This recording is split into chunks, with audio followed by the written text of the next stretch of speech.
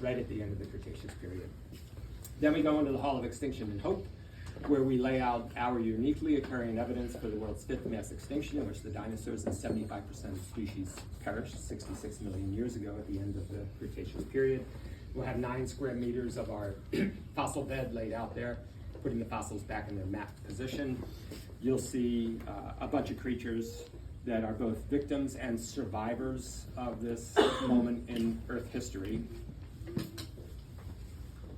And we'll have these amazing microscopes that I just saw like 2 weeks ago for the first time.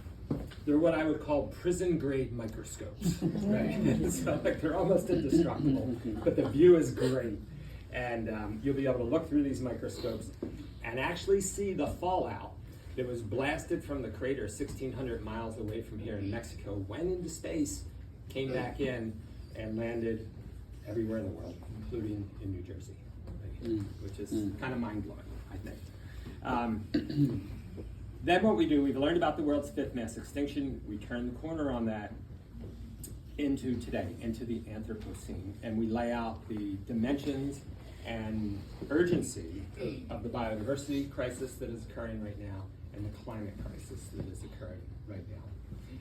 There will be a heartbreaking 6th extinction wall where you will meet some recently extinct creatures like the passenger pigeon and the gray hawk and the thylacine, some critically endangered ones, and then we have one success story, a California condor, which will be sailing overhead. They were down to 22 individuals in 1972, and thanks to banning of DDT, they're coming back. There's breeding pairs now in Utah, which is amazing. And you also encounter electronic interactives in these galleries, including one what's really overheating the planet, and you can use your hand gestures to play with different variables. Is it changes in the Earth's orbit? Is it solar flux? Is it volcanoes? Is it aerosols? Is it deforestation? And spoiler alert, no, it's greenhouse gases, right? So that's the answer. Then, at that point, maybe you're a little bit bummed out about the way things are going here on planet Earth. But never fear, because we are going to give you reasons for hope in the battle to save our atmosphere and our biosphere with a collection of films sourced from individuals around the world who are on the front lines of this battle for all of us. And this whole experience will be tied to an RFID system, that's a radio frequency identification system. So if you elect to participate in that, you'll have some kind of token. We don't know what that is yet. But that will give you a way to interact with the museum. The museum will get to know you.